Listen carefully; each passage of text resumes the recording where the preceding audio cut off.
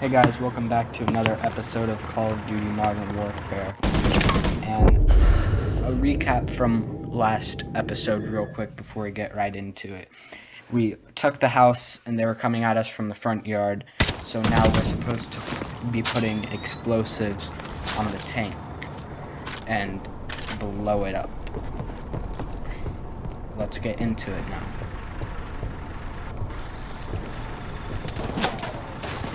So, this is, I think, the last episode of Call of Duty Modern Warfare before we get more Assassin's Creed, which will be good for those of you that like Assassin's Creed. It's a great way to learn some history without being in an actual classroom. It's a fun way to learn, fun game in general. It's gonna be fun when Assassin's Creed Valhalla comes out this December, I think. I think it's the 31st. Don't quote me on that, because that's the rumored date that I've heard for that game coming out. Also, supposed to be coming out really soon is Call of Duty Black Ops Cold War, which I'm really excited for. So hopefully, if I get that, I can bring that game to you guys. Since it's about the Cold War, I don't know if it's going to have a campaign or not, or if it's just going to be in like the time of the Cold War, if that makes any sense at all, because there's kind of like two ways they could do it with the new game. They could make your standard Black Ops game just in the time of the Cold War, switch up the Black Ops series and give it a campaign to it, which I think a campaign would work really good for that game. They could do a lot of good with the campaign for that game because it's just one of those games where it makes sense to have a story mode, you know? Like, Rainbow Six Siege was based off of Tom Clancy's book Rainbow Six. I think the game would have done better if they had a campaign to it, because, I mean, it's based off of a book. If it's based off of a book or real life, you kind of need to have a story mode to go with it. You can't just release a fully online game and say, here you go, it's based off of a book. You know, it doesn't make any sense to me, and I'm pretty sure the rest of you guys too, because it's just how it is. So we got the explosive on there, finally. We're gonna accidentally throw that grenade and have it come over here, just to get away from it real quick, as I figure out how to blow it up, because I forgot to for a second. We just reached a checkpoint, so let's see what's gonna happen next.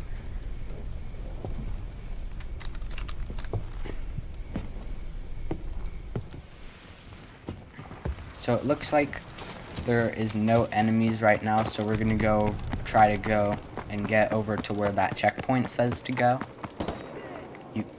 I'm sure you guys can see it, and it's gonna bring us over here to this car that looks like it already got blown up. So let's see what we can make with this situation as we shoot that thing in the head. And then we're gonna get attacked from behind, but no worries, as we slow them and come over here real quick for some cover. We don't want to be wide in the open. You know, that's how shooter game works. If you're out in the open, you're gonna get shot and killed. Which, I mean, knowing it's a game, you probably respawn, but still, you're gonna get killed, which isn't gonna look good on the stat sheets. That's for sure.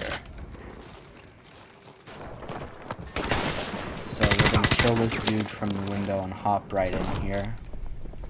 Let's explore the rest of this house. There's gotta be something. Get shot from behind through that door. And we'll kill him real fast. And also we gotta check all the rooms as there's people downstairs just waiting for us. Well, kind of cool if you say it that way, but you know what I mean. They're waiting to shoot us. They're waiting to kill us. So, we kill them real quick as we back away from that grenade. Kill the other dude. Right there. So now we're gonna come into this room and kill that dude straight away, and there's another right here that we're also gonna get. Building clear. Let's check the next one. As we reach a checkpoint in the basement of the house. I almost shot him for a sec. So now we're gonna check down here. There could have been something down here. You never know. As it looks like there's nothing. So now we're gonna go to this mark over here. That's like 70 meters about away.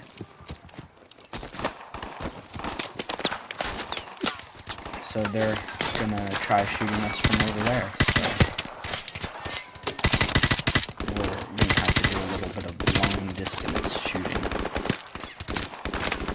But as long as we get the kills, it's gonna be fine.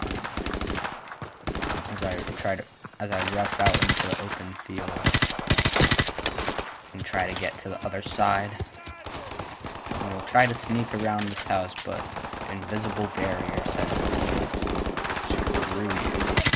Invisible barrier. Now check this building, and it looks like no one's up here as we fall back down.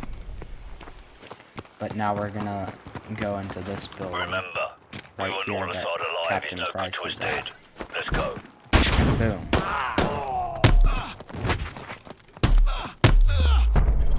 Objective complete. Why'd you do it? Where did you get the bomb? Who then? Like, that was actually cringy. I genuinely am Give me a sorry name. for that. So A now it's gonna name. be at a I want black his screen for a little name. bit as we go into the cutscene. It looks like we have found Asad. Captain Price tying him up, threatening to kill him. Sir, Good is he still times on Call of Duty. Huh.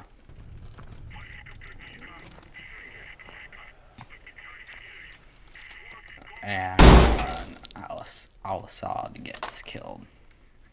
Who was that, sir? But now let's see where it Zakhaev. takes us. Imran Zakhaev. Loading screen. And now it's going to take us to the screen, which you know what that means. The mission is over, but in order to pause it, we got to go through this first. So yeah.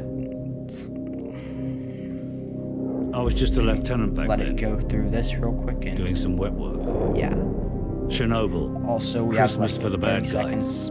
Even a decade later, 30, a 40 lot of them seconds still left used it to in get the their hands on nuclear So I'm material. going to do the outro now, and you guys can A lot of watch them, the rest including of the video. one, Thanks Imran for watching. Zakhaev. Don't forget to like and subscribe. Of course, we West couldn't Side just let is that out. happen. Cash for spent fuel rods. That's one hell of a recipe for destruction. It was the first time our government had authorized an assassination order since the Second World War. I was under the command of Captain Macmillan.